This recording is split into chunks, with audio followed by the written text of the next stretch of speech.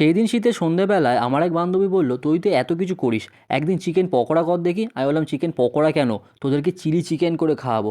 এবার দেখো, chilli chicken বানানো খুব সহজ। তোমাদেরকে সবার আগে মাংসটা কেটে আনতে হবে, এবার ওটাকে ভালো করে ধুয়ে পরিষ্কার করে নিতে হবে। এরপরে যাবে আদা রসুন বাটা, নুন, কর্নফ্লাওয়ার, হলুদ, লঙ্কার গুঁড়ো, ভিনিগার, সয়া সস, ডিম। এবার হচ্ছে স্পেশাল জিনিস, মানে গরম মশলা যাবে, আর একদম গোটা গোলমরিচকে রোস্ট করে নিয়ে ওটাকে গুঁড়ো করে এর মধ্যে দাও। এটাই হচ্ছে মেন। এবার ওটাকে ভালো করে মিশিয়ে নিয়ে মিনিমাম 20 মিনিট থেকে 15 মিনিট রেখে দেবে। রেখে দেওয়ার পর একটা সস করে নাও। আমি এখানে কিচ্ছু দিইনি, শুধুমাত্র টমেটো সস আর সয়া সসটাকে ভালো করে মিশিয়ে নিয়েছি। এবার কিন্তু সাদা তেল দিয়ে দিতে হবে বেশ ভালো করে।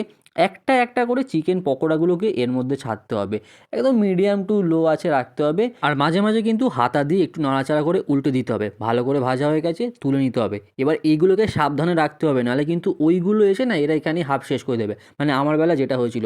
এবার একটুখানি তেল কমিয়ে নিয়েছি, তারপর ওই কিউব করে কেটে রাখা পেঁয়াজটা এর মধ্যে দিয়ে দিয়েছি, হালকা নাড়িয়ে নিয়ে তারপর ক্যাপসিকামটা দিয়ে নুনটা দিয়ে হালকা নাড়িয়ে নিয়েছি।